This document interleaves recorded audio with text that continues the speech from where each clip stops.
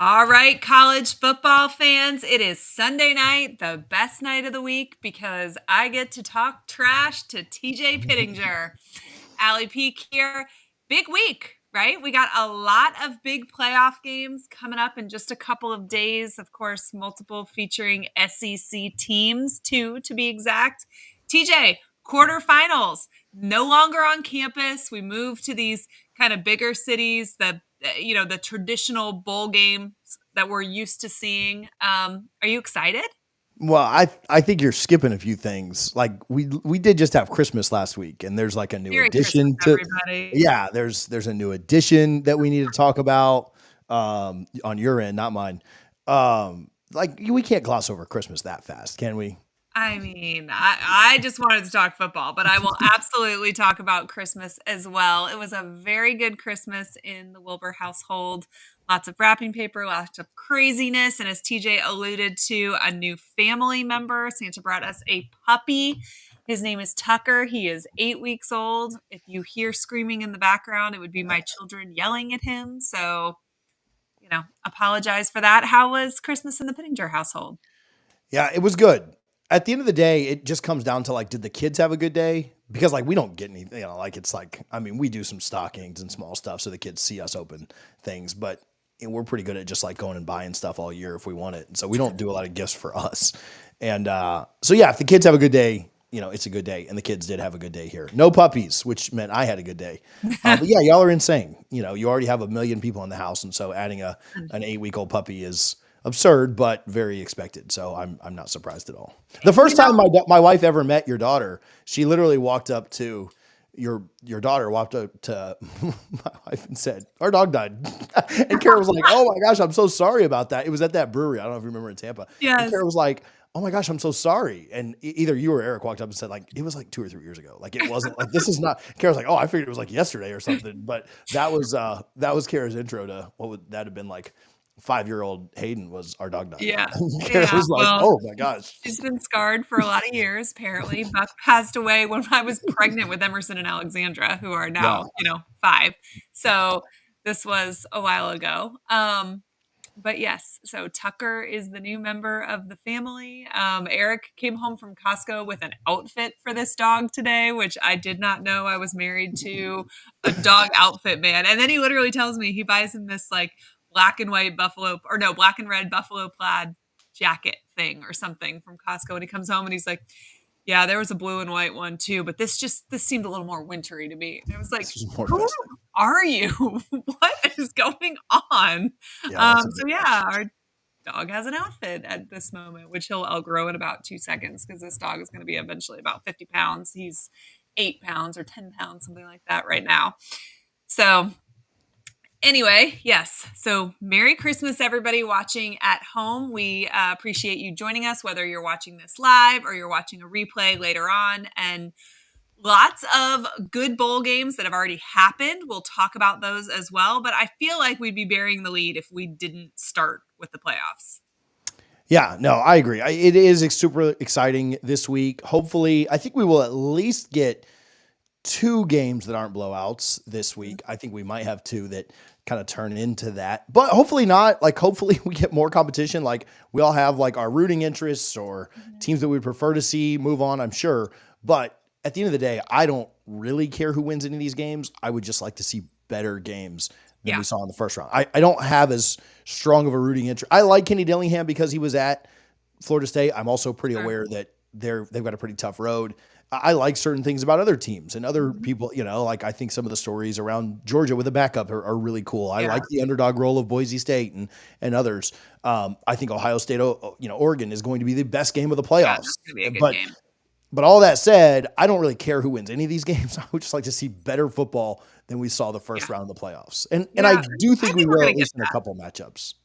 Yeah, we're going to get that for the most part. Maybe not in the very first game, Texas, Arizona State, but some of the other ones. Let's talk a little bit about that matchup first, though. TJ, this is the largest spread of any of the games that are happening in the quarterfinals. And, Texas looked good, right? When we saw them play last week, and they get to go to the Peach Bowl. This is one of my favorites in Atlanta. both of these schools kind of have a little bit of a ways to travel to get to that one. And again, Longhorns favored to win. The Sun Devils are 11-2 against the spread on the season, though. So I don't know. Maybe does that give them a chance? I think what would have been really good for Arizona State is playing this game immediately after their conference championship. I don't think they're the best. I think Arizona State was the hottest team getting in the playoff. When they were like 7-2, no one thought they had a chance because they had to go play a ranked BYU. They had to go play a ranked Kansas State. They had their rivalry game against Arizona, and they needed a lot of chaos to even get into the Big 12 championship, and they needed to beat two ranked teams that nobody gave them a chance against. They beat those two teams. They blew out their rival on rivalry weekend after Thanksgiving, and then they went in and destroyed a pretty good Iowa State team that beat Miami yesterday, right? Yeah, We'll talk about that Iowa in a little State bit. looks good, yeah. Arizona State was like really, really hot, and it's just hard for me to think that the layoff didn't impact, and playing Texas is definitely better than all those other teams that we just mentioned. I think Kenny Dillingham would have rather played this game like the week after. That was also Texas coming off of the SEC championship. Yeah. Like you kind of get Texas while they're down, you're hot. Like that's a good situation for them. Instead, this game happens almost a month later, and that's probably not great for Arizona State, added to the fact that Texas is just all around more talented than the Sun Devils are. Yeah.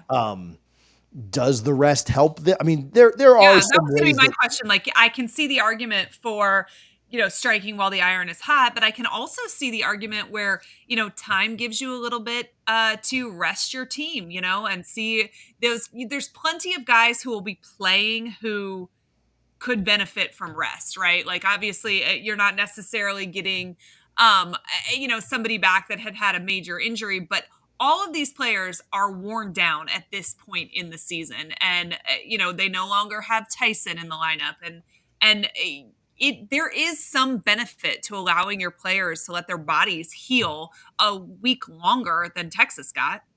I think so. I mean, obviously Texas had to play a game that was never in doubt, but still a tough game against Clemson. Yeah. And maybe had they put that game away a little earlier and not let Texas come back, maybe they could have rested some guys, but they had to play all four quarters. And again, never in doubt. I don't think it was like a play away from them losing. But it's still a physical game. Absolutely. Against a really talented team that fought their tails off to come back. And so, I mean, at the end of the day, I still think Texas is just probably too much here.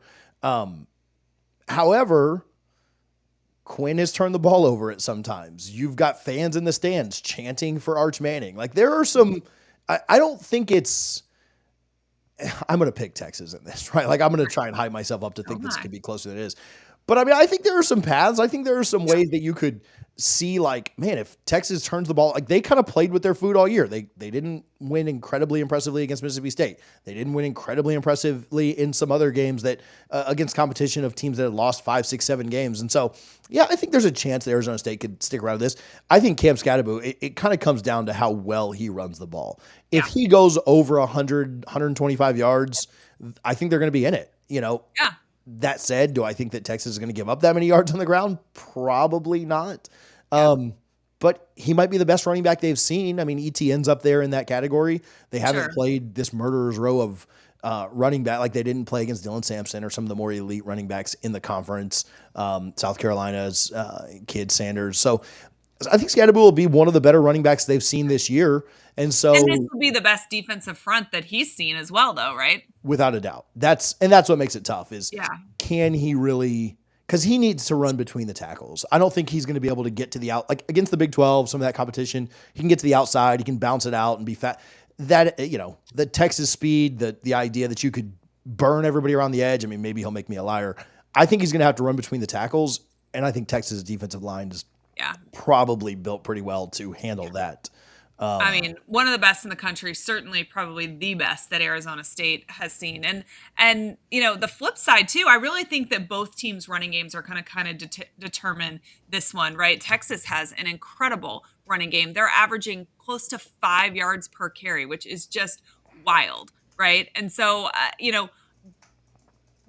will Arizona State be able to stop them at all? And I mean, they almost have to hope exactly what you said, that that Ewers is the wild card for them, right? Is the person that helps them out. He has been on a little bit of a roller coaster. And so, but because he's been on a little bit of a roller coaster, does Texas want to just put the ball in the hands of their running back and kind of eliminate that possibility of mistakes? I mean, I would run this ball a ton. I will say Arizona State's defense, I think, is a little bit underrated. They held Iowa State down. See if I Yeah. can not mix those names up. And I know Miami's defense is absolute trash. But you saw what Iowa State's offense did yesterday in the Pop-Tart Bowl, right? Like Iowa State's got a good offense and they got nothing going Yeah. against an Arizona State defense that I do think is underrated. I think that they could, if Texas doesn't take care of business, and we've seen Texas get into the red zone and struggle. We've seen Texas Sure. not put up, I mean, they didn't put up crazy offensive numbers against A&M. They didn't put up crazy offensive numbers against Mississippi State. They didn't, there were times that Texas was kind of like, well, they were taking care of business. They were winning, but they weren't blowing teams out, right? And Yeah. so can Arizona State's defense play better than Clemson's did, right? I don't think they have the talent, but they've been a better defense overall Yeah. this year. And so if I am Texas, they probably will be able to pass fairly well too, but I am absolutely leaning on the running game because I think Yeah. that's where they'll have the most success. Yeah. Well, Ewers turned the ball over 5 times in their last 2 games, which, that's pretty, last 2 regular season games. That's pretty wild, right? Yeah, and that's probably why I'd lean away from throwing the ball as much. Yeah. When they started throwing the ball more against Clemson, they struggled. And then they went back to the running game at the end of the game and put it away. And so, I mean, the formula is there. Now, if Arizona State can stop the run some early, does that force their hand? Probably. And I still like Texas matchups. I mean, their wide receivers are still really good. They still do a very good job. And if Quinn is on, he can be really good. I mean, I know that Florida had some injuries, but you saw it live and in person. They can throw the ball when they need to, and they can do it really well. And I think that Florida's backups, right, are still really talented. And Texas put on an absolute show, and the game was over at halftime. And so if they can do that against Arizona State, then yeah, this will turn into a laugher. But I don't know. I don't think it's as certain of a loss as maybe some of the first round games have been. Sure. But I mean, I don't know. It's kind of like, you're hoping and praying that it's a little more competitive. But if Texas plays a B+ or A game, I think they cover the spread and they win going away. If they're a B- C+, then I think it could be pretty close. What's the spread right now? Is it 13.5? Yeah, I've seen it anywhere from like 12.5, 13. I haven't seen it up to 14, but somewhere in that range. Okay. And they nobody has the benefit of a night game, that 1 p.m. kick. I'm interested to see what happens crowd-wise. We talked a little bit about this in previous weeks, but when you're on the road, what you're hoping to be 4 consecutive games if you're Texas, right? Because this is the quarterfinals. You're hoping to make it to the semis. You're hoping to make it to the finals. Do you travel every week? Do you pick and choose? Do you, if you're a Texas fan, say, I like our chances in this one, so I'm going to sit this one out because I have bigger aspirations of going, in the semifinals or the finals? I'm interested to see what we get crowd-wise, not just this game, all games, right? Because you are hoping your team travels 4 weeks in a row, but is it reasonable to expect that the average fanatic is going to travel 4 weeks in a row? I think the fact that Austin to, not that Arizona is, not that, Phoenix isn't, but I think the fact that Austin to Atlanta is such an easy flight and such an easy trip. Like, you're not having to travel to one of these, like Happy Valley or Columbus, Ohio, or wherever.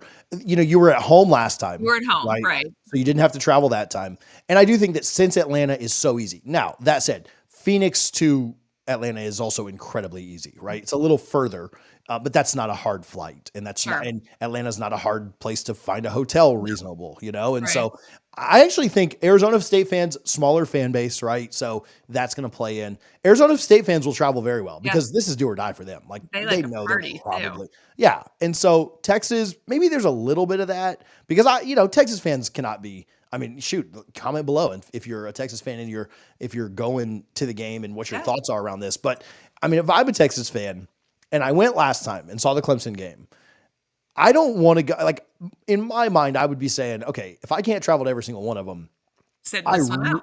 I really want to go see either Ohio State and Oregon versus Texas, which I think will be another phenomenal game. So I might be thinking about sitting it out. That Yeah. said, it's such a large fan base. It's such a massive city. You got to think that they've got, I mean, it's a little bit different for us, right? But we have both of our fan bases have huge contingencies in the city Yeah. of Atlanta because of how close we Oh, are. yeah. Atlanta's still a major city in the country, and I would think that Yeah. there's a A good lot of number of Texas Texas fans that too. live there anyway. Um, so I don't know. I think it'll be, I don't know, 60 40, I feel 50 like all of this 50. is just a little bit of an experiment this year, right? Like we're not exactly sure how this is gonna plan out. Well, Quentin says, "I've been to the last 3 games, YOLO." Here for that. That was a TJ from a much earlier time. Like would never be able to get away with that now, but back in the day, that would have been me. Yep. I fully appreciate it. I'm here for it. All right, so let's talk about the second playoff game. Georgia Notre Dame. I think this is a really interesting matchup. And, while I like to think that Georgia potentially wins it, handily because I do like Georgia. I think they're built well. I feel like these teams kind of match up pretty well against each other. Yeah, I mean, I think the big question in this one, and kind of my thought the entire time, is how well does Gunnar Stockton play, right? If he Yeah. plays well, if you're going to tell me that he has a turnover or less, right? As long as he doesn't have 2 or more turnovers, I would Mhm. probably lean Georgia here. Yeah. And I thought he at times looked really, really good in the SEC championship, and then he nearly threw a pick six. If the guy doesn't get tripped up, he throws the game losing pick six, and Georgia is playing on the other side of this bracket right now, Yeah. which maybe would be easier playing Arizona State. But that to me, that's what it comes down to. How well does he play in this one? Notre Dame's defense at times has looked really, really good this year. They obviously shut down Indiana, very different opponent with Georgia there. But again, a backup quarterback that there's a lot of hype around. There's a lot of excitement around. Both teams know how Yeah. talented he is. Marcus Freeman's talked about, like, this isn't just some backup. Like, this is a backup Oh that's yeah. very young, but has a lot of talent, but it's still like a freshman. Like, this is still really tough to say, all right, go start against Notre Dame in the Sugar Bowl and good luck to you. So I don't know. To me, that's what it all comes down to. I think you kind of know that Georgia's going to run the ball well. Notre Dame's going to try and run the ball well. Both defenses are very good.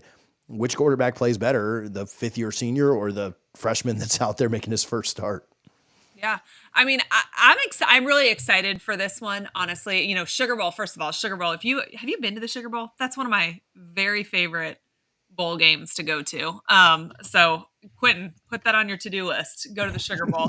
And TJ, if you haven't been, you should absolutely go. It is one of my favorite places to see a bowl game. But it's super, super close for Georgia fans to get there, right? Notre Dame fans will travel well because they just do, and they're kind of spread all over the Everywhere. country, I feel like. But I'm interested to see what kind of grooming Kirby has been able to do for Stockton, right? Like he obviously played sparingly this year, but he got in, got a little bit and cut his teeth a little bit. But this is exactly like you said, just such a monumental, opportunity, but pressure situation for somebody with not a lot of experience. And Carson Beck, as the seasoned vet, right? He wouldn't blink at this, but I don't know. This just makes it so much more of a crapshoot. Yeah, I think it is so massive. And something I haven't heard talked about, and I just thought about as you were kind of mentioning that, is I think it's so huge for Georgia that they won the SEC championship. One, because they got 10 extra days to prepare for this and prepare Mhm. a Yes, true it mattered for freshman. them more than it mattered for anybody else. Absolutely. And second, I think this is the kind of game that Kirby is absolutely licking his chops over. A Mhm. running and defense type game where both teams want to do the same thing. Like Kirby's like, bring it on. Yep. Whereas if they would have had to face off with Clemson, which I know they blew their doors off earlier in the Yeah. year, Clemson was a lot better and a very pass heavy team. And Yeah. would Clemson have been able to pass the ball as well on Georgia as they did on Texas? I don't know. Like teams passed pretty well on Georgia this year, late in the year. When you think about Alabama, you think about Ole Miss and others. I think that'd have been a pretty tough matchup. Like Stockton would have had to match them score for score. And Yeah. I think it's very advantageous that Georgia didn't have to play Clemson first game and gets to have the extra rest and then play a team that likes to play like Georgia does. They want to run the ball. They want to play good defense. That takes a lot of pressure off of Yeah. a freshman and makes it a lot easier on them from a matchup standpoint. And again, you tell Kirby Smart, like, hey, there's two teams that like to run the ball and play defense. He's like, okay, bring it on. Like I've never loved something more if I'm Kirby Smart. So it is an interesting point that you make about winning and getting the additional time and why it's so valuable to Georgia, because I do think that there are some scenarios in this playoffs where losing your conference championship game probably gave you an easier path, and I can see the argument that Texas has an easier path than Georgia in terms of the teams that they are playing. But I actually think that you're right. Write it down. That playing potentially the harder opponent, but having a longer time to prepare for that, given the exact situation that they are in at quarterback, is probably, the better situation for Georgia. But I do think that that's kind of an interesting thing, because I feel like I've read everywhere people talking about it would have been more beneficial for Georgia to lose so that they had, an easier path, but maybe not, right? I kind of think you're right. And that doesn't happen that often. Yeah, from a matchup standpoint, I think they would. Notre Dame's better than Clemson, there's no doubt. But when you factor everything in, matchup, time off, again, shoot, if I'm Georgia, I would rather play Penn State, who also kind of has this. Yeah. We'll talk about the Boise State game in a minute. I'd rather play Penn State than Oregon or Ohio State, right? Like, give Stockton a couple of games before he has to face off with the insane offense from any of those teams, really, Texas, Ohio State, or Oregon. So yeah, I think from a path, from a matchup, Notre Dame and Penn State are good. Like, I'm not trying to take anything away from them, but if you're Georgia, you're more talented than them. Do you have a quarterback disadvantage? Possibly, but you're more talented in most other places.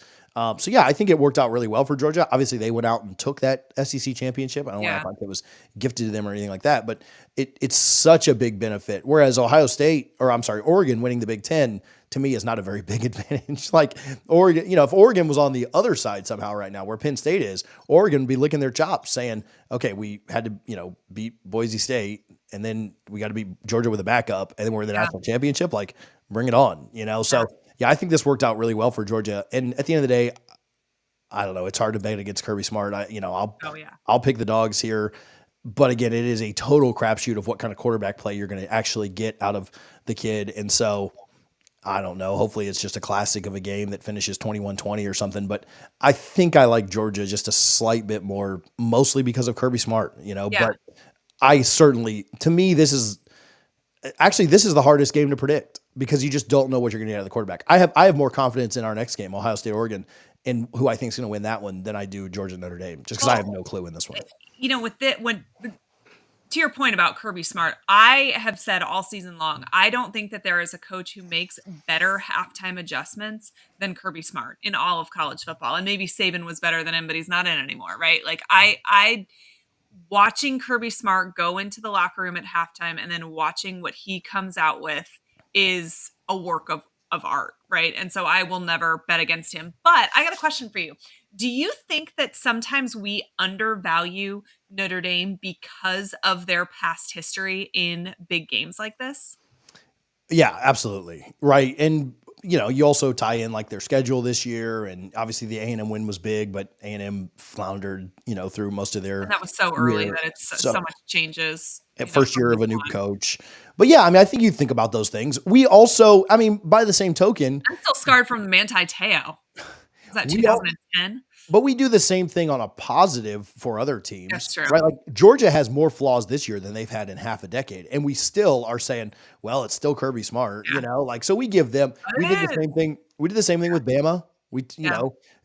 I didn't think Tennessee was going to beat them this year, even with all of Bama's war. Like, they lost to Vandy, and we're like, I'll still take Bama to win this. Yeah. So I think we do that on both sides. We kind of, the premier programs, not that Notre Dame's not a premier program, but I think the premier programs, we kind of say like, it's the same narrative with Penn State. Can't win the big game. Brian Kelly can't win the big game. A lot of that at Notre Dame too. But I think we do kind of think that. I think we do that with our own teams. We'll probably find a way to blow it because we've done that the last 3 years. I think we kind of all do that for sure. All right, let's go ahead and talk about our third playoff game on the rundown. This is, you say you think this is easier to predict than Georgia Notre Dame, but I think this is what's going to be probably our best game of the quarterfinals, and that would be Ohio State, Oregon. And, we've seen this once before this season. Is it going to go any differently? I mean, I think I said this when we did the recaps. If Ohio State plays like they did against Tennessee 3 more times, they will win the national title. What's hard to know is whether or not they play that well or not. And obviously people make a big deal about Dylan Sampson being out and, Tennessee losing some weapons out at wide receiver. To me, that wasn't even as big of it. Like, they were not going to outscore Ohio State in this game. If Ohio State needed to score 50 to win, they were going to. And so that offense is absurd when it's clicking. And I know Oregon's got a really good offense too, but they've been up and down at times this year. Obviously, they found a way to win all their games. I think, and again, you never know how find a way to win all their games, and their reward is to play potentially the second best team in the playoffs. Yeah, probably the most. I think Ohio State's probably top to down the best roster in the playoff. It's them or Texas, and that might be Oregon's next 2 games, right? Ohio State and Texas. Like, there's a reward for you, and then if you do that, you've got a Georgia team waiting possibly on the other side that has won several of the last couple, or the last few. So yeah, I think that. I don't know. Oregon, certainly, I'm not trying to say that they can't win this thing or anything, because I agree with you. This will be the best game of the weekend. I think it could be the best game of the entire playoffs. Yeah.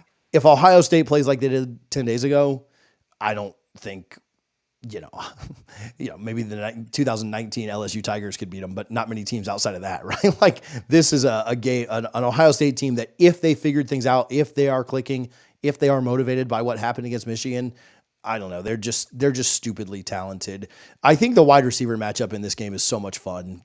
To me, these are the best 2 wide receiver cores in all of college football. I don't think either quarterback is, bad by any means, but I don't know. Me or you could throw to some of these wide receivers, and obviously Gabriel's a Heisman finalist. Like, he's really good. Right.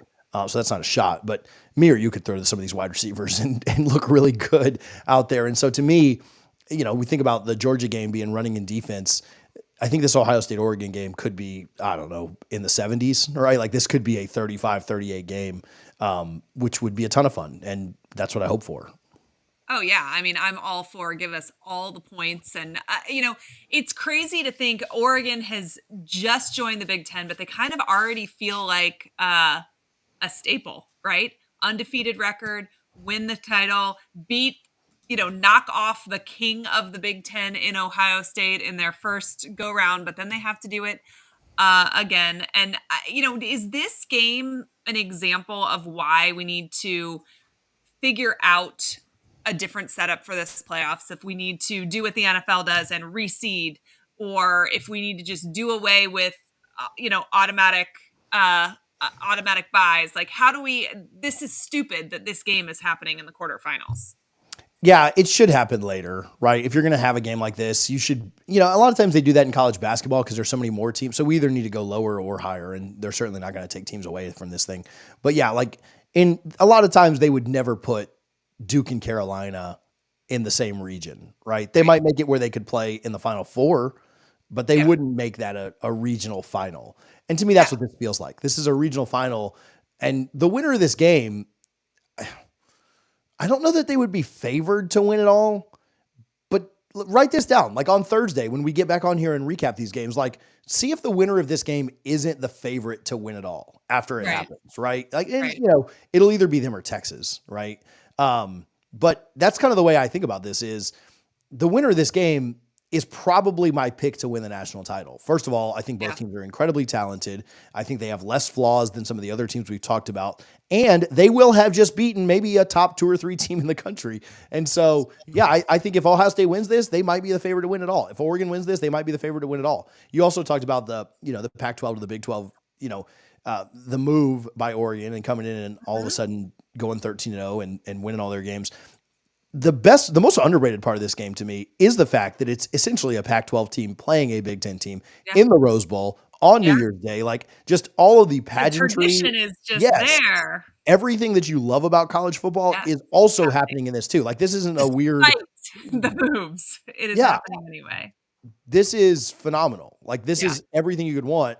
And again, I'd like this to be the national championship. I like this to be a later round game. But I also think that there's some really cool aspects of this. Yeah. The way it worked out, getting it in the Rose Bowl, Yeah. The is Rose really Bowl's neat to happy it. for sure. For sure. I think it's interesting. Last time I looked, Ohio State was favored by, I think, 1.5, which is so interesting to me because, Oregon's healthy. Ohio State's got, some offensive linemen that are dealing with some injuries. And so, I find that kind of interesting. I would consider this more of a home game for Oregon because it's on the West Coast and, they don't have to travel nearly as far. But is there a benefit to being the team that lost the first go round for Ohio State? Like, is it when you're playing a rematch, which position do you want to be in? Do you want to be the team that already won the first time, or do you want to be the team with something to prove? So I'd lean towards Ohio State, but I'll say I think that's very minimal in this game. Like, I think that, obviously you remember 96. If it was closer together, Yeah. right, maybe it would matter a little bit more, but that was so early in the year, and Ohio State's playing really well right now. Oregon's been up and down, but their played really well in their Big Ten championship game. And so I don't really worry about like a motivation factor or, we need to Well, it's beat also these the guys. playoffs, so there should be Right. no motivation. It's not like Yeah, right? we need to beat these guys because they beat us last time. It's we need to win this game because If we want to go to we the want to go to the next round of the playoffs. And so I don't know. I think that I'd lean towards Ohio State, but I don't think I really don't think there's much of an impact there or factor there at all. Yeah. I think it's interesting looking at some of the comments. Most overrated venue in sports is no doubt the Rose Bowl. Listen, I've never been. It is on my bucket list for sure. But I saw my team win a national championship in the Rose Bowl and the sun going down behind it. Now, the venue itself actually sucks. When you're in your seat, you're not really thinking about how Right. crappy or old the stadium is, how it is incredibly hard to get in. Like if you were going to this game, you need to be in your seats like 45 minutes before because it is an absolute crap show to get into it.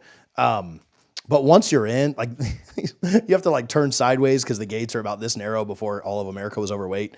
Right. But Probably yeah, not outside even of that, anymore.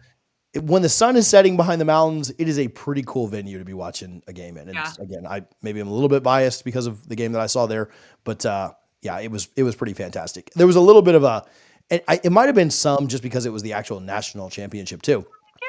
but there's a little bit of I almost was almost emotional when I walked in. Like, I cannot believe I'm here right now. Well, you are a And, sissy as well, so hey, whatever it takes, like you have to get emotional about something in life, and college football is one of those things. So, Well, I've never been. I did watch my cousin win a national title there on TV when he played for Alabama. But who are you picking in this one?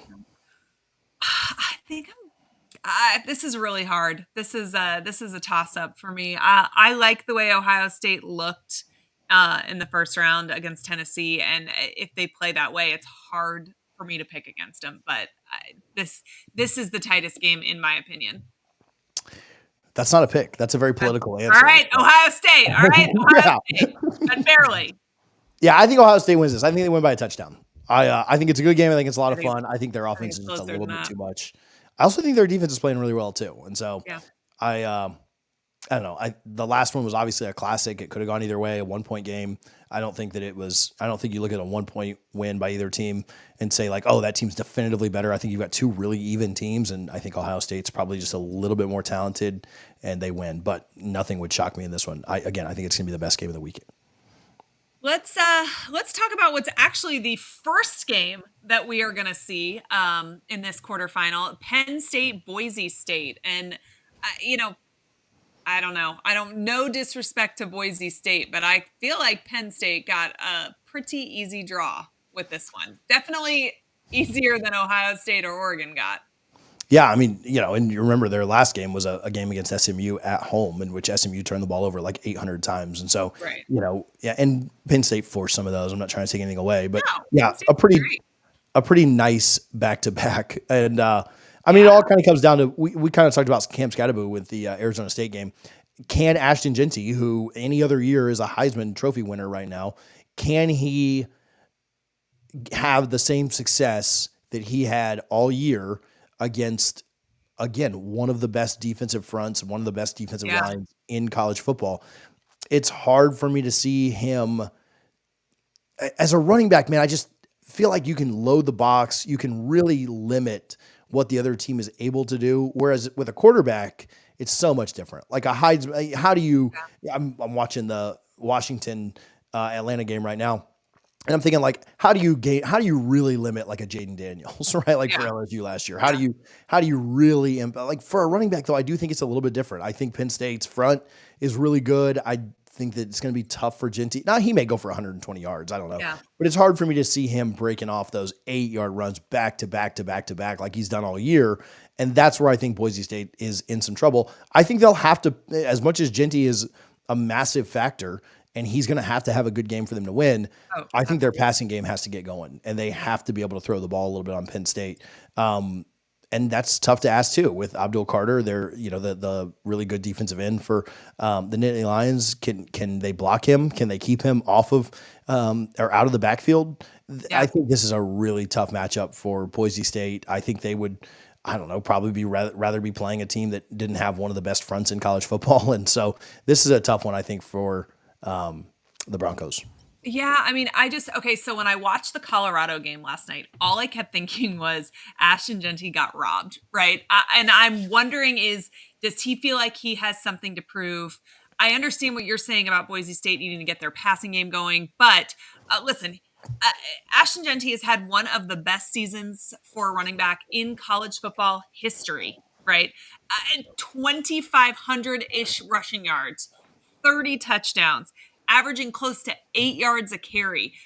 He is what carried the Broncos to 12 wins, right? He has taken the bulk of this offense, like something like 27, 26, something like that, carries per game. And they are going to need him to be on his game. I don't see how they win if he doesn't get at least 120 yards, if not more than that. And we have seen maybe a little bit of teams being able to limit him, but not much, right? UNLV probably limited him the best, but he still had over 100 yards against them. I mean, I don't know. I just think it comes down to Ashton Genty. If Boise State is going to have a chance, it is because Genty gave it to them. He is so difficult to stop. He is powerful. He's also elusive. He's got explosive speed. I don't know. This is what the game comes down to, in my opinion, for Boise State. Yeah, I think the other side of that too is how well does their defense play, right? And Yeah. if they can make this a rock fight, I wasn't incredibly impressed with Penn State's offense, certainly early in the game, kind of first half-ish. Now their offense also didn't have to do a lot because SMU Right. gave them 14 points off of Sure. direct turnovers. They didn't have to cash them in. They literally never took the field offensively.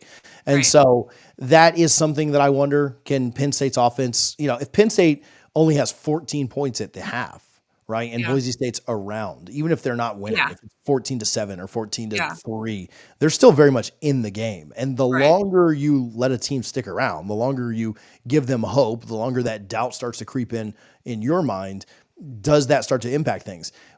But if Penn State's offense does get going, if Penn State does score, I don't know, 17 plus in the first half, does that make it where Boise State has to start throwing the ball because they need to get back Yeah. into a game, right? Like Yeah. you're almost, Penn State's best defense might be getting, their offense, getting a lead and making it where Yeah. Boise State can't just Yeah. rely on Genty. And so that's to me a big question in this one is how well does Penn State's offense play? Because Yeah. SMU's defense, I thought, did a really good job. I think they only give up 10 points, not off of turn. Like the defense only gave up 10 points in the first half. If Penn Yeah. State only scores 10 points in the first half against Boise State, I think we're in for a really good game. Yeah. We'll see again some of that Well, too. How much did Penn and State need to push it with the pick sixes? I don't know, but that's a big question for me as well. I mean, and I can see the argument for they're playing in the Mountain West, so I don't know if this is really comparable or not, but the Broncos had more sacks than anyone in the nation outside of Ole Miss. And they were fifth in tackles for loss. So this Broncos defense is definitely nothing to snub your nose at, right?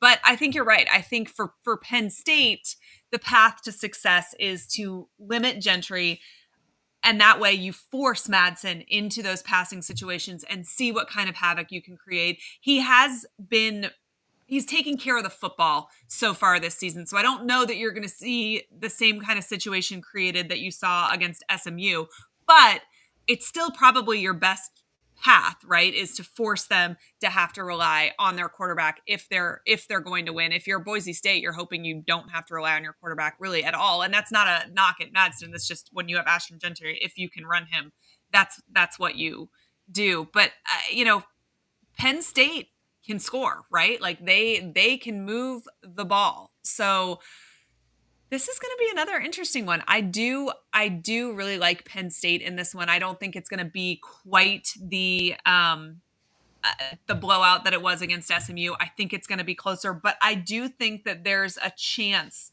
this is still our biggest spread of the quarterfinals. Yeah, I like Penn State to cover here. I like them to cover the 11, even though it's slightly less than the Arizona State game. I do think they end up covering it.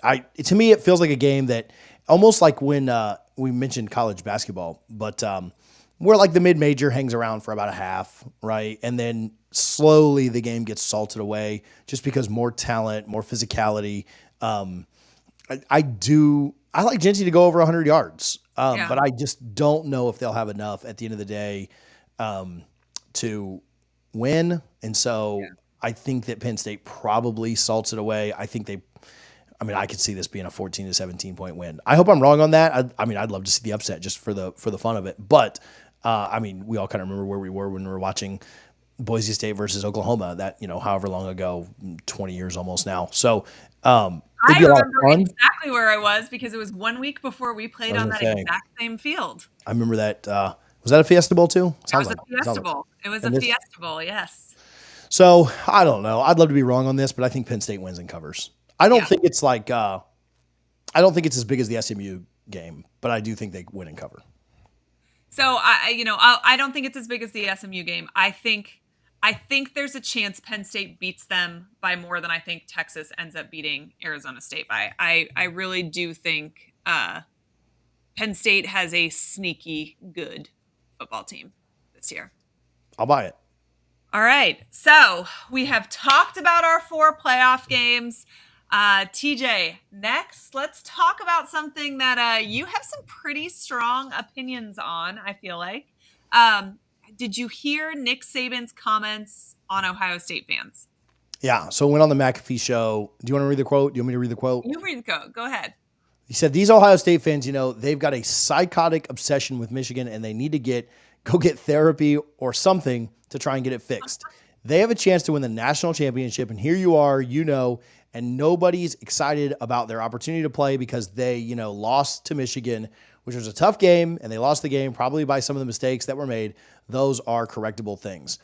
Obviously the big takeaway there is that they probably need to go get therapy because they're still upset about the Michigan game. I don't know. I do have a lot of thoughts on this. Why don't you go first? Why don't you go first on this? Tell me what your initial reaction to that is. Okay. So my initial reaction is LOL. All college football fans are batshit crazy. We just have our own kind of brand of craziness, right? Every single fan base does. But I also think when Saban, was at Alabama, obviously Auburn is their very biggest rival, but more often than not, he had Auburn's number. So I don't know that he has ever really been in a prolonged position where his fan base was going to turn on him over not getting the job done against a rival, because he more often than not got the job done against a rival.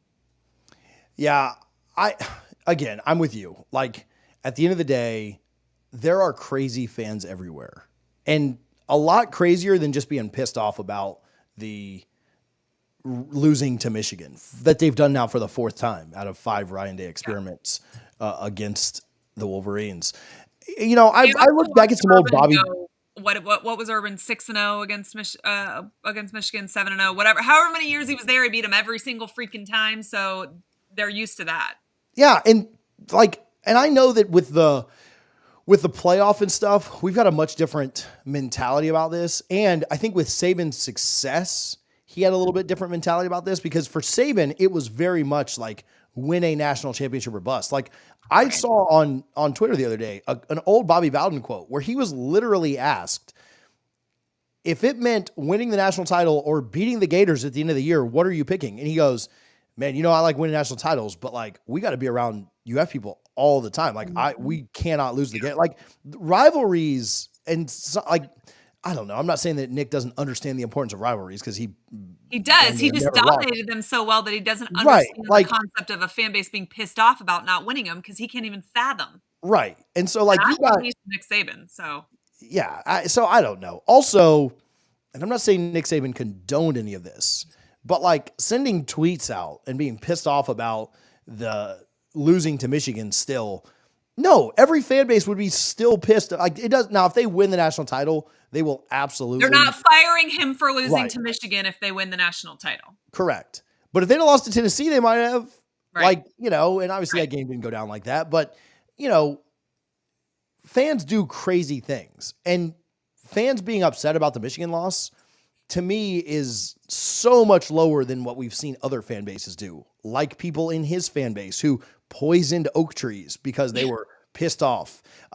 Like fans at Tennessee did, where they ruined a coaching search and made Tennessee pick like 4 guys down from what they wanted and got guys fired. Like Auburn fans, like wasn't there an Alabama Auburn fan that like they shot the other one over the Iron Bowl? Like I think that psychotic obsession about Michigan, Ohio State going to get therapy. I don't know. Maybe Nick's just kind of buying into the clickbait mantra that we have right now, but it seems a little strong. Nick Saban is a national treasure and should be protected at all costs. And I am here for any of the insanity that he brings and says, and I love all of it.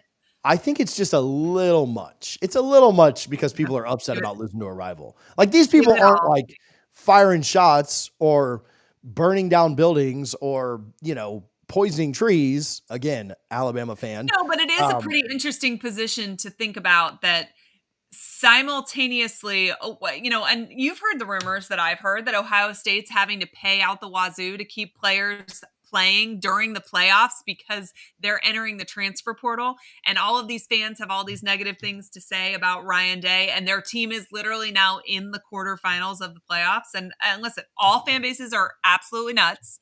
I am here for all of it, but I mean, you're a special type of entitled if you're simultaneously trying to watch your team in the playoffs while also get on a message board and fire your coach.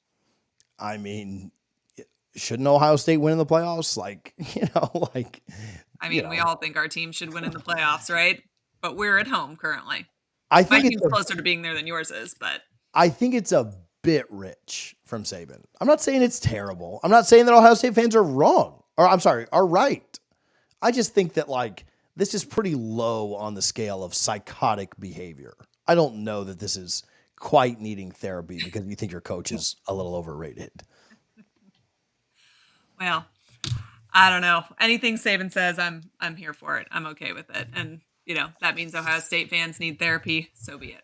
Saban said early in the year that suck, by the way, I've literally encountered them at multiple, both football and basketball national championships. And I have never met a more arrogant fan base in my entire life. I wish I would have had the clip ready because after hearing you say that anything Saban says is, gospel to you. Saban earlier in the year said he thought Florida State was one of the best teams in the country. So I don't know. He's certainly not infallible as we've learned this year. Every once in a while. This ranks up there with that. There's a swing and a miss. Well, the SEC has played in several bowl games so far this season. Let's talk about them a little bit. So Navy beat Oklahoma. That was an interesting one that, SEC fans are certainly having a hard time swallowing, particularly given the fact that Oklahoma beat Alabama just a couple of weeks ago, right? And I don't know. Oklahoma has been so disappointing this year. Yeah, I mean, as impressive as Texas has been in the conference, I mean, Oklahoma has been the exact opposite. And, speaking of fan bases that want to fire their coaches, Brent Venables probably goes into the... Well, he's got to hire an offensive and a defensive coordinator before next season too, right?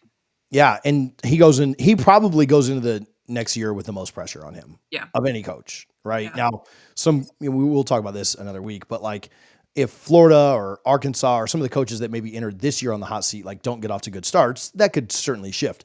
Yeah. But Brent Venables, to me, has the most pressure on him of anyone because Yeah. I mean it's 2 losing seasons now that he's had of 3 years. And Yeah. you know, you come into the SEC, you think you've got all this talent, you think you're ready to kind of compete. And I mean, they did have the Alabama win, that certainly helps. But yeah, to lose to Navy, and again, I just don't understand. There are opt outs, obviously. You know, I won't make any friends on this channel saying this, but obviously the SEC mantra is very much like, if we win the game, we, you know, it shows how good we are. If we lose the game, we didn't care. But you know, it's Navy. Like, how do you hold Alabama to 3 points and then give up 3 touchdowns to Navy? Yeah. It doesn't make a lot of sense to me. Even with the opt outs, you're still so much more talented. You were obviously favored in the game. And they just, yeah, they just didn't look good, right? Like, they didn't look good at all. They mounted a little bit of a comeback at the end. I'll tell you this, I liked the decision to go for 2. It didn't work out for them, but I'm all for that because overtime sucks in this sport now. But Oklahoma's been to me, the most. Other teams were worse, right? Mississippi State was worse. Kentucky was bad. But Oklahoma's been the most disappointing SEC team this year to me, and it's not close. Yeah. How about Vandy, Georgia Tech? I don't know that there was a more fun football game to watch than that one. First of all, you've got your 2 brainiac schools going at it. There was fighting. There was coaches losing their mind on the sidelines. I was here for all of this.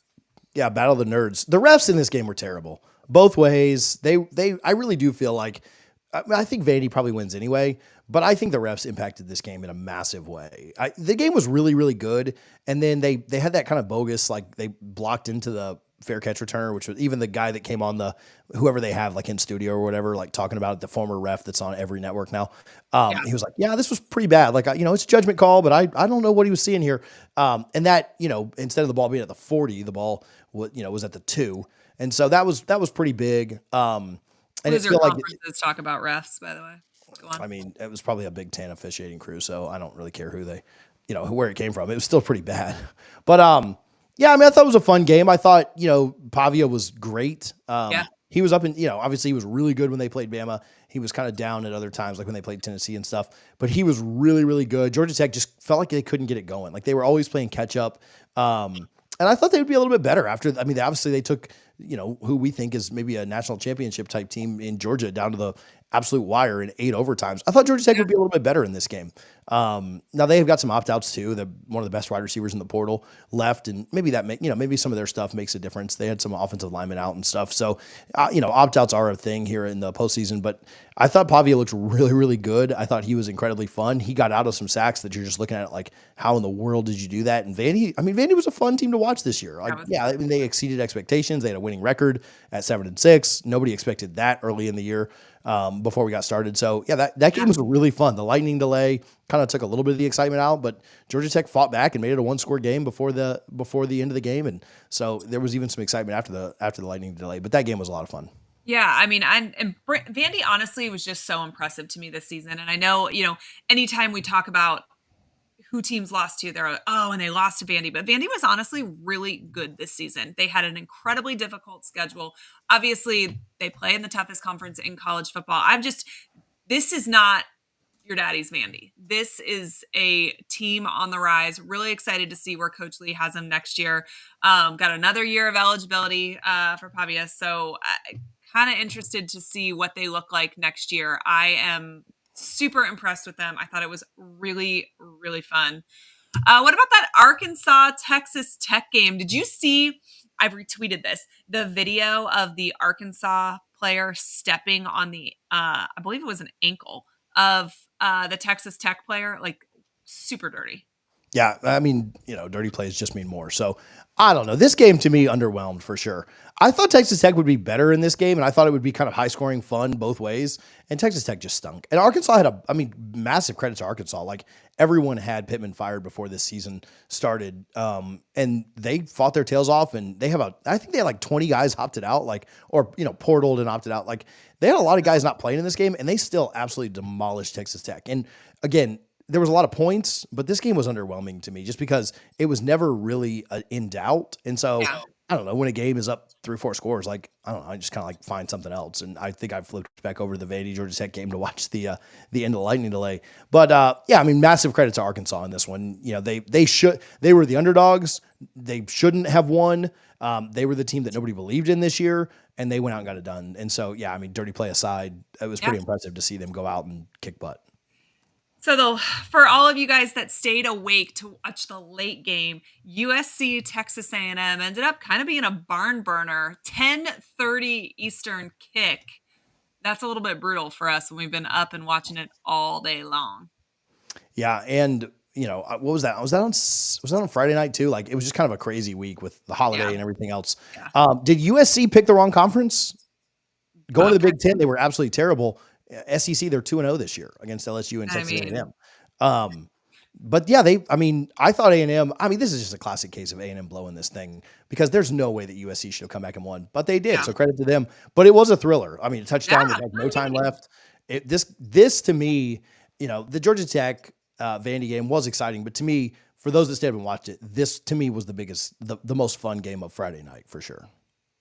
Yeah, this was another fun one. This is, I feel like I don't know, kind of a classic matchup of two really good historic programs that we don't normally get to see play each other. It's what we love about bowl season, right? Is when we can get matchups like this, and down to the wire. Texas A&M did kind of choke there at the very end, but fun game, and great. So USC is 2-0 against the middle part of the SEC. Congratulations to them this year. Well, they were like under 500 in the Big Ten. So, all right, some games coming up here. Only one Monday game: Missouri against Iowa. Picking bowl games, we'll just pick these real quick. But picking bowl games with all the opt-outs and stuff is completely pointless. Very Do you know hard. on Friday of the 4 games that were played, 3 of them? Oh no, we talked about all 4 of them. Every single underdog won. Navy was an underdog. Vandy was an underdog. Arkansas was an underdog. USC was an underdog. All 4 won. So I might just pick all the underdogs in these Right, next that might be just the absolute way to go here. I think it's hard for Vegas too to even cap these games just because again, who's Yeah, opting out, who's quitting halfway through, all that. So yeah. Missouri's a Okay, two and a about half that. point Missouri's a 2.5 point favorite against Iowa. This is one that I have no clue on. Yeah, I would lean Missouri in this, but one week they're losing to A&M by 40, the next week they're right in it with teams that they have no business even being close to. So I'd lean Missouri here. I have no clue. If Iowa can, Iowa does play, fairly well in bowls at times just because they do run and play defense well. So I don't know, but I think Missouri probably wins this one. yeah. I think Missouri wins this one, but again, kind of hard to pick. Music City Bowl, fun game in Nashville. South Carolina is a 10-point favorite against Illinois. I think South Carolina wins this. I have no idea how to figure out a spread in a game Yeah. like this. But I do think South Carolina is the better team. I guess Illinois to cover, just hoping that it's a little closer than 10 points. I'll pick South Carolina to cover. I'm thinking they have something to prove here after being on the outside looking in the playoffs. They also have, it's nice to have your quarterback. And, Altmaier's playing for Illinois, so I'm not really worried about that as much. But South Carolina having Lenore Sellers, a really good defense. Most of those guys are back next year. And I don't think they have a ton of opt-outs, even for the guys that are leaving for the NFL. I think, maybe I'd lean South Carolina to cover in that case too. But big spreads in bowls, just feel like I'll take the underdog to cover. But South Carolina, I think, wins. In the Cheez-It Bowl on Tuesday. The Baylor LSU one is interesting. Nobody's playing for LSU in this game, which doesn't make a lot of sense to me. This is totally, as much as I made the joke earlier, this is totally a situation where I feel like LSU just doesn't care. Yeah. I hate that. I hate that. It drives me nuts. Yeah. I think Baylor wins. I actually think they win going away. They were one of the hotter teams down the stretch. I think at one point they were like, 2-5, and they won enough games to get bowl. Or not 2-5. Sorry, they finished 8-4. But I think Baylor actually wins this thing. I think they win, and if they're going to win, they're going to cover. But I just wonder how much LSU really cares about this game. Nobody's playing in it. It feels like, and that's why you kind of wonder why is Baylor a favorite against LSU? That's why. So I'll take Baylor to win. I'm going to take Baylor too. I hate agreeing with you on things, so I'm hoping maybe on the next one we disagree. No, Ole Miss 17-point favorite against Duke. 17's a massive amount of points. And so, maybe it's a little closer than that, but I think Ole Miss wins this going away. Duke's quarterback transfer, obviously they've got a lot of turnover there. I don't even know if Dart's playing in this. Maybe we should have looked that up before we got on here, but whether he plays or not, obviously Austin Simmons is there. I think that Ole Miss Dart's not playing. I'm pretty sure it's Austin Simmons' game. Yeah. 17's a lot of points. I think I would lean Ole Miss here, not very confidently, but I do think they win. I don't think Duke can do enough offensively to win. So I don't know. I don't think Ole Miss covers, but I think they win. Then I'll take Ole Miss to cover. There Let's you not go. agree too much on this. Perfect. I'm good with that. Probably this sucks. This should be a better game than it is, but again, we've kind of devalued bowl games a little bit, and this is also happening on New Year's Eve. Alabama 13.5-point favorite here in Tampa against Michigan. Michigan's got a lot of transfers. They've got I don't know. I think Alabama covers here. Obviously, Milroe will play. Like all the big guys will play. So I would lean Alabama to cover in this one. I just think that if Michigan was full strength, the same full strength that they were against Ohio State. I mean, Michigan, and again, we've questioned how good Indiana really was. Michigan played Indiana really close, and that was a one-score game too. If Michigan was full strength, I would take them to cover the 14 points. The problem is, if they were full strength, that Alabama wouldn't be a 13.5-point favorite. So it'd be like 9.5 or something. Yeah. And so I don't know. I think I like Alabama to cover here and obviously win the game. But again, when the spreads are so high, it's incredibly hard to say one way or the other. I'll take the Tide with the points. All right. I'm going to pick Alabama to win, but I'm going to say they do not cover. So that's I don't know. We can be a little bit different there. So I wanted to read you before we move on from this, something that I had tweeted that I saw earlier in the week that I thought was crazy. So we talked about the Armed Forces Bowl. That was the Oklahoma Navy game. We talked about the Birmingham Bowl, which was Georgia Tech, Vanderbilt. We talked about the Liberty Bowl, Arkansas, Texas Tech. We did not talk about the Holiday Bowl, which was Syracuse, Washington State. We did talk about the Las Vegas Bowl, USC, A&M.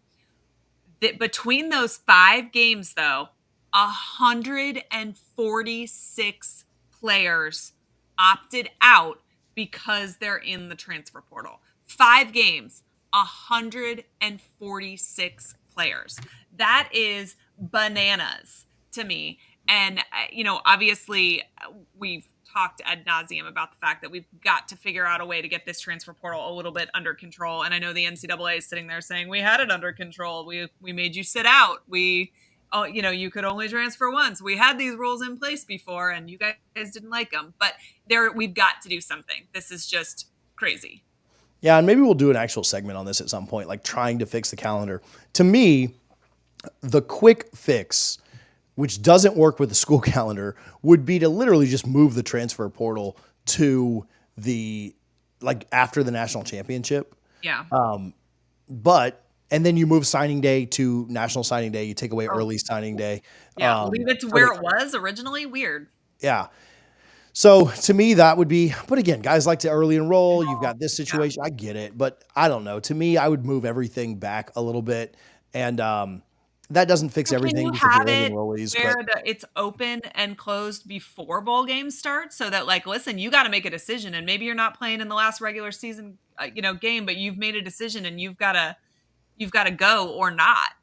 Yeah. I mean, guys want to take visits, do they need to take visits the second time around? Everybody's getting tampered with anyway. So it's not like they don't know the coaches or. Yeah. Whatever. I mean, I see the value in being able to start in January. And I think that that's the school's arguments are going to be that we have to preserve that.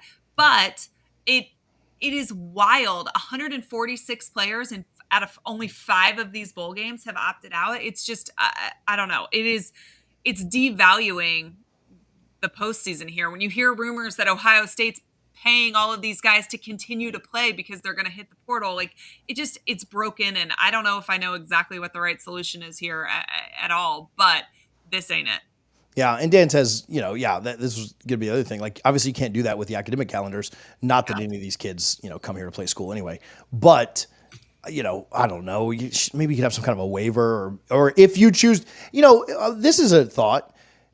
Coaches, if they leave a school to go to another school, a buyout has to be paid. There is a small penalty, sometimes small, sometimes kind of large. But if you leave to go somewhere, the other school has to pay. Florida State is real large. Maybe, well, no, not that. The other side of the buyout. If Norvell left, he would have to pay part of the buyout. Yeah, yes. So because of that, there's a penalty.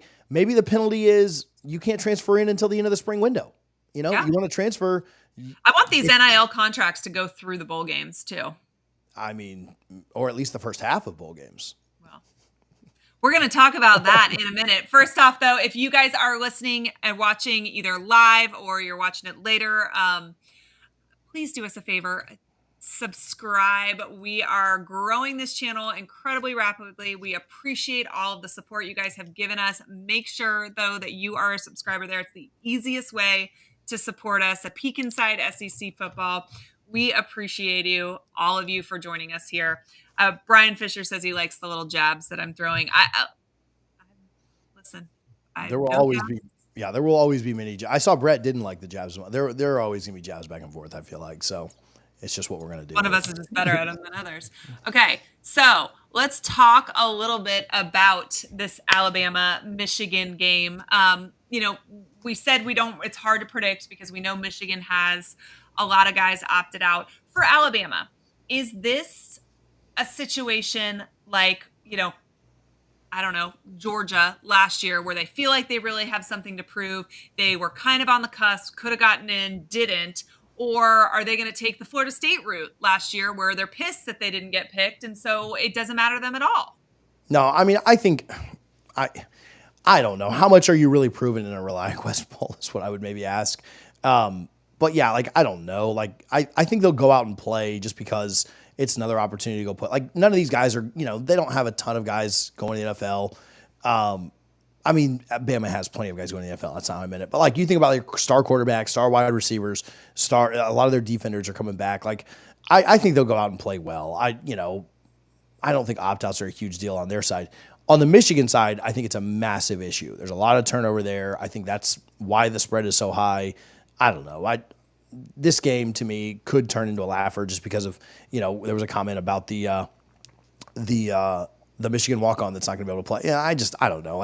To me, how much are you proving by going out and how much did Georgia prove last year to you? That's a good question. Did Georgia really prove anything to you by beating up on a crappy Florida State? Quitting. Yeah, they proved to me that the culture was great within the program, and that I think that's exactly why they are where they are this year, and Florida State is where Florida State is. And did they prove anything on the so yes. Outside of intrinsic things that we can measure? Did they really prove anything on the football field? Did beating up on a bunch of second and third stringers really prove to you how good Georgia was? I think. I don't think that. I think that there was a very clear difference between those two programs by how they each differently handled that bowl setup. And I know I've taken a lot of shots at Florida State, and I will probably continue to always do that for the rest of my life. But I mean this incredibly sincerely. I think that is the difference between recruiting your team out of high school and building your team out of the portal, is that there is this loyalty to the logo that just is in you when you are recruited from high school, and it's different when you are a mercenary. And I think that programs that have figured out how to, maybe grab a piece here or there from the transfer portal and plug and play with the guys that they have had from the beginning are going to have a better culture and then long-term have more success. And I think that we saw that in that bowl. And I understand it's not a bowl game that mattered. I get your perspective on that, but I do think that is a very black and white example of two very different recruiting methodologies and why one is superior. Yeah, there's no doubt. Georgia's backups were absolutely better because of the way Georgia's starters were way better. And I actually do feel like Georgia did feel like they had something to prove. Yeah, I think so too. I didn't think Florida State felt like they had anything to prove at that point. Do you wish that they did feel like they had something to prove? Say what? Do you wish that they did feel like they had something to prove? What do you think had your entire team played, right? If you not had any of the opt-outs, did Florida State have a legitimate chance in that game, do you think? And if so, then did they waste the opportunity to say, told you so, to the rest of the world?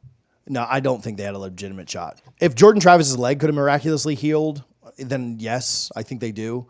But their backup also entered the portal too the day before they left for the bowl game. And so with their third string true freshman quarterback that missed half the year with a broken hand, and then we saw how he played against Georgia, which did as well as he could. But no, I don't think Florida State would have had a chance had the rest of the guys not opted out. And so then there's really no argument for them to have ever been in the playoffs to begin with, because we can't miraculously repair Jordan Travis's leg. So we would have just gotten a blowout. I think that Georgia was the best team in the country last year. I don't think they had a bigger argument. So they wouldn't have So Florida they State. wouldn't have played Georgia in that game. Wow. So yeah, I don't think that Florida State felt like that. Florida State, again, and people can love this or hate this, but I think Florida State saw their best buddy have his leg broken. Yeah. They went out and won 2 games by double digit or by 2 scores. One of them being an ACC championship, the other game being in the swamp. Against a third string quarterback, yes. At the end of the day, that's still what they did. They did it with a backup too. They went out and won games that people didn't think they could necessarily win. They were an underdog against Louisville, and they went out and their defense dominated that game, only giving up 6 points to a team that had scored 30 plus all year. And I think they were told that win did not matter to us. We don't care how well your defense played.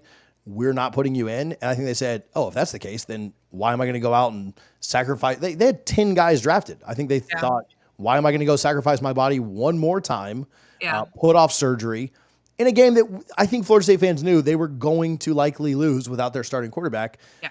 Why would we go do it again? If you're going to tell us the wins and losses don't matter, then why would we go do it again? So I don't have a huge problem with that. That said, I don't think Georgia beating up on what clearly was a preview of the 24 team, I don't think that, from a down-to-down perspective, I mean, what did that really mean? Congratulations, I would hope that Hayden Hadley could beat up on the little girls, if they played in a 2-on-2 matchup too.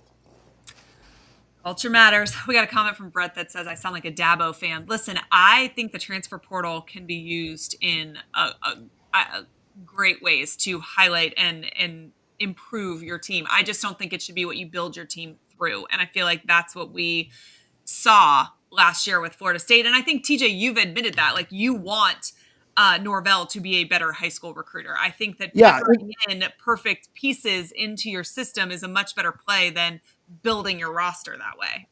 I agree completely.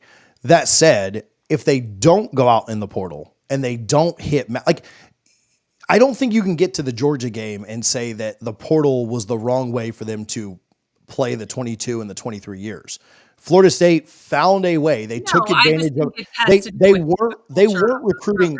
They weren't recruiting well enough out of high school for whatever reason. They don't have good enough recruiters, whatever. And so the option was to either use the portal to get some guys to help you win, or to just keep what you got and go 6-6 both years. Sure, right? no, I get it. I think they took advantage of put a Band-Aid on and move forward. But I think they took advantage of what was there and available to them, and they did it really well.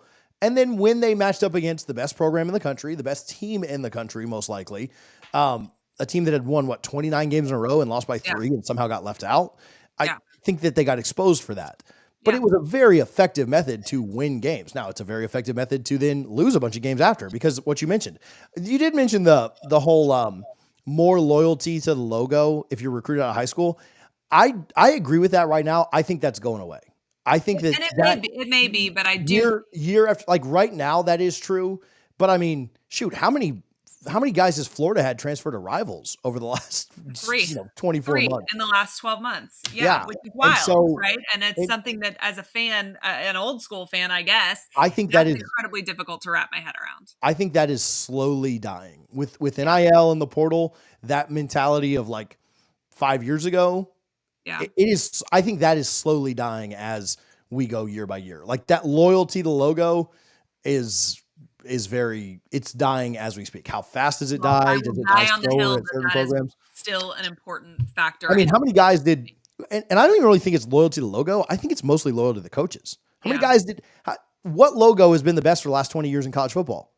Alabama. And how many guys transferred out the second that Saban said he was retiring? I don't even think it's loyalty to the logo. I think it's loyalty to the coach. Yeah. I don't know. I mean, maybe it's loyalty to the coach. I don't know. I just think, it's easier to build that culture with guys that you get as like a ball of clay out of high school than it is these guys that have made multiple stops and see themselves, they're chasing the bag or they're chasing whatever playing time is going to get them to the NFL. And not that they all aren't chasing that and in some to some degree, but I just think you get them in young, you teach them what the program's about. You can create that loyalty easier that way than you can with the portal. I agree with that. I agree wholeheartedly with that. I also am glad that Florida State used the portal to not go 6-6 the last couple of years. All right. And they actually won some games by using it. Um, all right, what's next? All right, let's talk about recruiting a little bit. So, top 10 recruits in the state of Florida. So, now listen, the list that we're referring to removes IMG guys that are from out of state, okay? Because essentially that's like a boarding school that's here. But anyway, top 10 Florida recruits from the state, all signed in the SEC. Now, UF picked up 4 of them. 2 of those are UF legacies in Hanks and Vernell Brown III. And so I do think Florida, obviously had a little bit of an in with both of them. However, lots of programs made huge pushes for them, and top 10 in the state, they are obviously weighing their options. But let's run down the list. So LSU snagged 2, Florida snagged 4, Texas snagged 2, Bama snagged 1, Missouri snagged 1 as well. The interesting thing about this list, I don't know if it's more interesting to me that Florida got 4 of the top 10, or it's more interesting to me that Florida State and Miami, particularly Miami, coming off of the season that they're coming off of, snagged none. Yeah, the fact that Florida State's not on this list doesn't surprise me at all, right? When you factor in they essentially only really had a chance with maybe 8 of them, like with the couple of Florida legacies that were on there. And then they went 2-10, right? Like how many top 10 recruits are you pulling as a terrible football team? Not many, right? But Miami not being on here is huge. A couple of one of these guys, one of these flipped from Miami. They were certainly in on others. They were, DJ Pickett, number 1. They really thought they had a chance there, and LSU ended up holding on to him. They thought they had a chance with Hilson, who ended up at Missouri. They thought they had a chance with other, maybe flipping Vernell Brown, even though I never really thought that was a possibility. But yeah, I think that Florida State not being on there to me is not a surprise at all. Miami not being on it at all is a surprise. I mean, they just had a 10-win season in which they were, I like to crack on Miami as much as we can. We'll do that in a minute more, but absolutely. I mean, they were not even percentage points. They lost on the 5th tiebreaker of not making the ACC championship. And so essentially it came down to a crazy tiebreaker scenario for them to not make the ACC, in which they likely go out and win the thing and go to the playoff. And still, they had a decidedly best season out of any of the teams in the state of Florida. They beat both Florida and Florida State. They don't play Florida particularly often, so they, they have the state title, and this is the best season they've had in a long time, and not a whole lot to show for it. If Miami, the motto for Miami has always been that they could just recruit Miami-Dade, right, and they could win a national title. So the fact that they've prided themselves on locking down the state of Florida, and the fact that they can't lock down the state of Florida in a year where they are decidedly the best team in the state, I don't know that that's a great, that says a whole lot about Cristobal. Yeah. What's interesting is, as well as he's recruited down there, pulling top 10 classes his first few cycles, they finished outside the top 10 this year. Mm-hmm. And Florida out-recruited them. Like Mario the Pop-Tart Bowl didn't factor into this at all, but Mario with a 10-win season was out-recruited by Napier with a 7-win season, right? Obviously Florida won their bowl, but that was well after signing day. How did that happen, right? If you're Miami, how are you not improving on where you're at, and how are you falling backwards at this point? So I don't know. That's to me the one that Florida State certainly makes sense to not have anybody on this list. Yeah. Miami not having anybody is kind of damning. Yeah, but what about also not appearing on this list? Ohio State, Clemson, and Georgia. And those are 3 programs that historically recruit the state of Florida well also. Yeah, those are a little bit surprising to me because Clemson has recruited specifically the Tampa area, but all of Florida really, really well. Ohio State's done a great job down there in South Florida and really all over the state. And so for them to not be on, it's interesting. Clemson obviously didn't have the year they wanted. Ohio State, it is 1 year, right? It is 1 year in a vacuum. You had a few. Clemson made the playoffs, right? Georgia made the playoffs. Ohio State made the playoffs. So even if you have a season that not as good as you wanted, yeah, it is. And the other thing is, it is 1 year in a vacuum, right? Mm-hmm. And so if we did this over a 5-year span, certainly you're going to have some variation. But for this year alone, it is pretty telling that the SEC absolutely cleaned up, and Georgia not part of that. But 1 year in a vacuum, obviously you don't want to say oh, we'll extrapolate this out. It would surprise me if none of those teams we mentioned, Miami, Florida State, Ohio State, Georgia, like didn't get back into the list next year. Or But for a 1 year span, obviously the most credit to me goes to Florida, and obviously they had some ins on not only the legacies, but other kids too. But yeah, for them to, I mean, they were the worst team out of that, group that recruited all them people, and they still got the most out of the recruiting efforts. And so, yeah, but I think the bigger picture is the SEC. All of these kids signed with SEC programs, and I think that's where kids want to play. Like that's your best path to the NFL. I mean, all the stats are draft picks and top 5 recruits and this, that, and the other. I mean, that is your best path to everything, right? That's the path that probably has there are outliers. Oregon does a great job. Ohio State does a great job. Miami, we talked about Miami. Miami does a great job with NIL. There are some programs that do really well with NIL, but for the large part, the NIL resources are the best in the SEC too. And so, yeah, when you're maybe getting paid the most, when you have the most success, you can actually take a little bit less NIL money if you feel like it's much more of a guarantee that you're going to have an NFL career, right? And I do think that sometimes that's some of the things that Alabama, that Georgia, that LSU, that some of those programs, I mean, Florida to an extent, but that those are what some of these programs can sell you is I've heard from sources inside Georgia on a somewhat regular basis, we convince kids to take slightly less money because we know that we can put them in the league and they know we can put them in the league. I think that is true for some programs. I don't know if that's the case at Missouri. I don't know if that's the case. Yeah, I don't think it's the LSU. case. I think LSU was like on this list a couple of times because they were paying up. I don't think that's the case at Texas. Like I think that is the case for some people.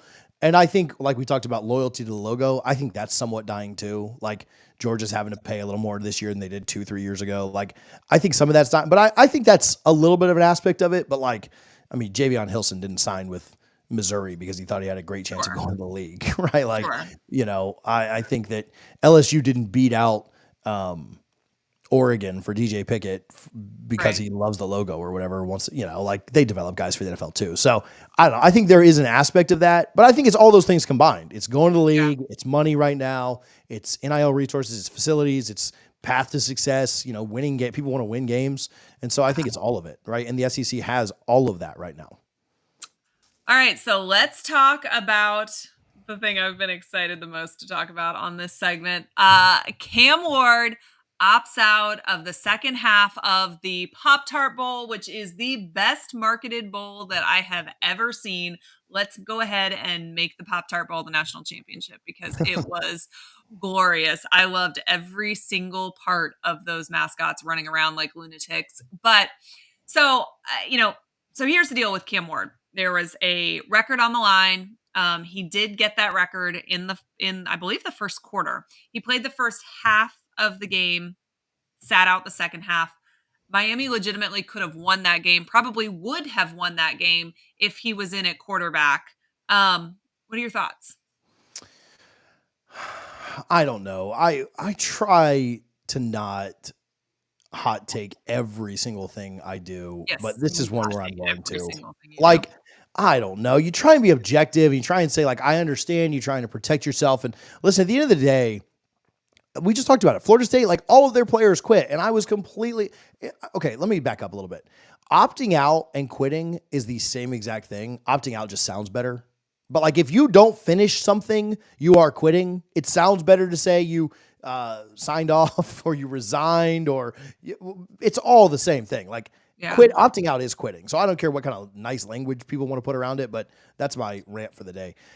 I have no problem with you making a statement and saying like, hey, I don't want to play this game because I'm worried about my future. Or I want to not play the Orange Bowl last year out of protest of getting left out. I have no problem with that. If that's what you want to do, this is not a new thing. Yeah. I went to the Orange Bowl in 2016 and Jabril Peppers for the Michigan Wolverines sat out. It was really one of the first big opt-outs. Dalvin Cook played that game, and we were like, see, our guy's better, but you're just going to spin it to your narrative. See, our guy cares more about his program than you do.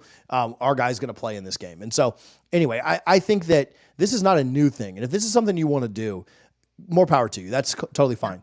I will say opting out at halftime or quitting at halftime and not playing the second half of the game is the weirdest thing I've ever seen in my life. I don't understand. This is where it probably drives me nuts. He could have opted out that entire second half. And with a minute to go, they were down by 1 point. and they needed about 25 to 30 yards to get into field goal range because they've got a Yeah. great kicker. Borgalis is phenomenal. If he would, and the fans in the stands who are paying his NIL, right, who paid his NIL, are chanting, "We want Cam," and the competitor in you doesn't say, "Coach, like, give me the ball. I'm going to go win this game for us. I'll go out as a legend by winning the Pop-Tart Bowl." But imagine the story. Now, does it improve his draft stock? No. I mean, he's going to go top 5 either way. The idea that he had a chance with a minute to go of saying, like, dude, let me go complete 3 passes and we're going to win it. We'll kick the field goal and win the game. Like, and I grew up, and you know, you're much older than I am, but I like my favorite players of all time would have never not done that. Like, my favorite athlete of all time is Kobe Bryant. Like, he's going back in the game with a torn Achilles to shoot those free throws, right? Like, Jameis, huge fan. Do you think Jameis ain't walking back out there with a minute to go? You think Tebow ain't walking out back there with a minute to go saying, no, I'm going to win this game? And so, I don't know. I'm not trying to, like, hate on Cam Ward so much, but it is a different time. And, you know, like I said, the guys that I grew up cheering for would have never done this. Like, they would have. I mean, I think Jordan Travis would have gone back, like, said, like, no, obviously Jordan Travis was in the top 10 pick, so maybe it's a little different. But, like, I just don't understand how the competitor in you doesn't say, no, man, like, I'm going to go win this game. Like, Iowa State's defense was terrible, and the only reason they got back into it is because Cam went out. The guys were running wide open in the secondary. Emory Williams just couldn't hit them. Like, Cam Ward completes 2 passes, goes back out of the game, they kick the field goal, and they win. Like, I don't understand as a competitor how you don't do that. Yeah. Well, I've thought a lot about this, and I tried really hard not to have any hot takes on social media yesterday, which was actually hard for me because Miami fans are the absolute worst / best on social media, and I just love driving them bonkers. But this is my thing. I think at worst, he quit on his team at halftime. At best, Miami's PR is garbage, right? So let's say, for argument's sake, let's say the plan all week was that he would play one half, right? And Emory would play the second half because they want to see what they have. They want to know if he's the future or not.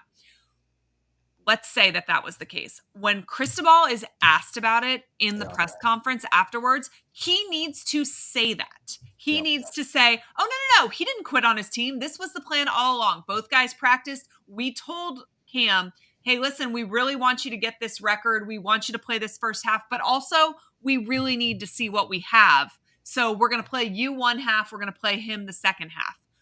I can wrap my head around that, even though I think it's dumb. And I do think they should have put Cam in the last 2 minutes. And I think, you know, as a competitor, you would think that Cam would love that, the opportunity to come in and save the day at the very end. But from a PR perspective, that needed to be said. Because it wasn't, and because he made the statement, you know, these conversations we have with players are private and, you know, whatever else. What I think it did was open the door for NFL teams to question Cam. And I don't think they would have had Cristobal said, no, this was the plan all along. The fact that they didn't make him available to the media afterwards, I think was another thing, because he could have stood on his own. Hey, listen, you know, wasn't going to play at all. I'm a top 5 pick. My agent advised me that it wasn't a great thing to risk. We can all wrap our head around this. The Pop-Tart Bowl, while fun, is meaningless, right?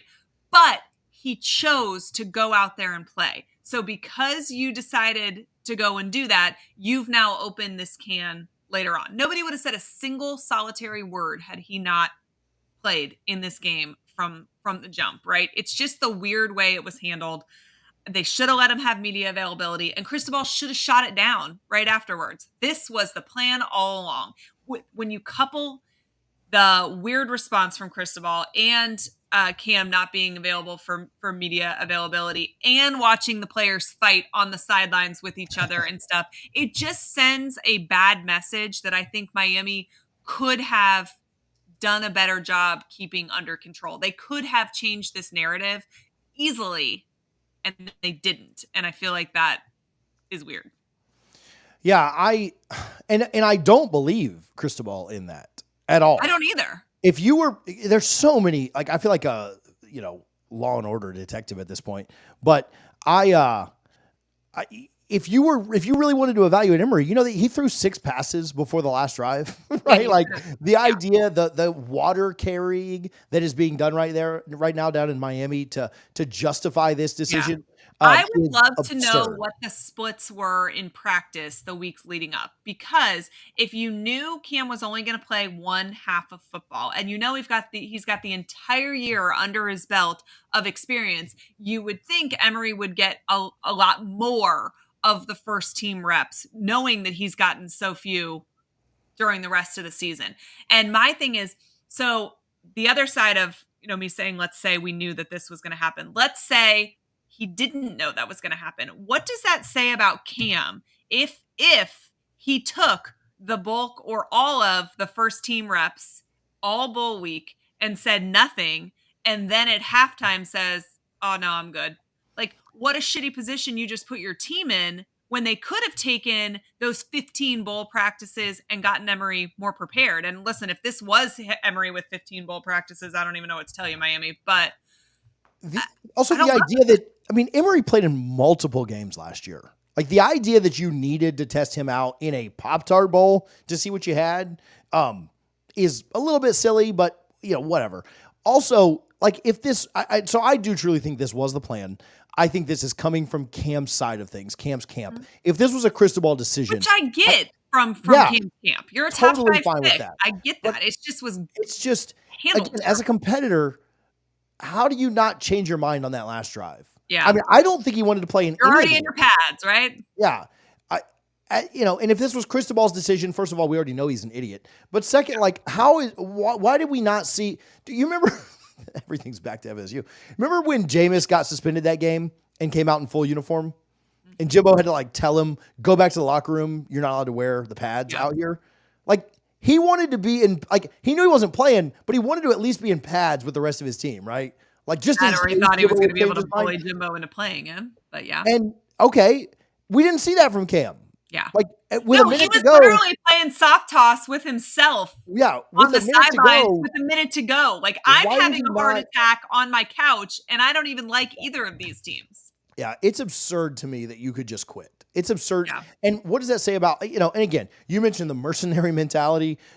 This is that personified. Hey, I'm going to go out, because perception is reality at the end of the day. Perception is reality. The perception is he went out, broke a record that he set because he went to Incarnate World and played 17 years of football, but whatever. He went out, broke a record, and then basically said, I'm out. That's good enough for me. I don't care about my teammates. I don't care about the program. I don't care about this game. I don't care about the university. I got mine. I'm going to the NFL. The rest of y'all, I don't care. That's the perception. And maybe that's not where his mind is, but that is the perception of what went down. Perception it was sent. And if that's not what happened, then Miami needed to do a much better job explaining that when asked. The dodging of the questions is why this is still a topic that is being discussed. Cristobal had the ability to immediately shut this down when that question was asked, and he did not, which does make me think that he was at least somewhat caught off guard by this. Well, and at the end of the day, if this was a Cristobal decision and he had which I don't think it was, I think this was coming from Ward's side. It could be a Cam decision, but if it was the plan all along, you don't have to say Cam came to me and said this is what he wants, but you do have to say this was the plan all along. We practiced Our plan was to do this as though this was the plan. No one in our uniform was caught off guard. We know you were, but we knew what the plan was. Yeah. And by hiding behind it, by sidestepping it, he made it look so much worse. Made it look so much worse. And but here's the thing. Some problems for Cam.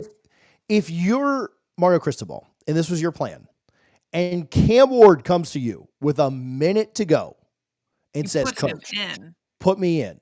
I'm going in right now, Coach. Like, you don't think Mario's saying, all right, man, go ahead. Like, think about the story that would be. That would dominate all of these headlines. And then instead of talking about him potentially being a we would have skipped this. Teammate, we're talking about what a selfless guy he is. Yeah. Went against the advice of his agent and went back in because winning meant that much to him. Yeah. His teammates, the program, all those things meant a lot. And so, again, I can guarantee you this. If Florida State would have been, which actually they were, if Florida State would have been losing that Clemson game that Jameis was benched, Jameis would have been on the sideline saying, let me go in. And Jimbo would have said, no, you're suspended. Like, you're benched, right? You're not going in. But any one of those guys you mentioned earlier. For Florida State last year. I wish. I wish he had eligibility. Yeah, But maybe you would have played in just that bowl game against Georgia. the idea that you wouldn't even try Yeah. to get back in there for your teammates, for the program, for the university. I mean, yeah, him not going in, him just kind of looking on the sideline like, I'm bored, I'm out, Yeah. you know, and leaving the pads on so that people might think you'd go back in. I don't know. Think about the 17 Miami fans that traveled to that game, how disappointed they Yeah. were, right? So Yeah. I don't know. Looks pretty bad to me. It does. Optics are not great on this one. What is it that Mario Cristobal said? Everybody can see where these programs are trending. We got it. We can see. Well, they better find a quarterback is what they better do, because I hope they Not saw him Emory. last night. I actually hope they keep Emory. I think that would be a great way for them to Yeah. start the 2025 Same, season, man. and I hope he's still there a few games in. All right. Well, guys, we appreciate you joining us. Please make sure that you are subscribed to A Peek Inside SEC Football. We will be coming to you. When's the next time we'll be coming live, TJ? January 2nd? Yeah, let's go after the playoff games, Thursday. After the playoff games. We'll break it all down for you, get you ready for the semis. We appreciate you guys joining us. Like I said, make sure you're subscribed, and go Gators. Go Noles.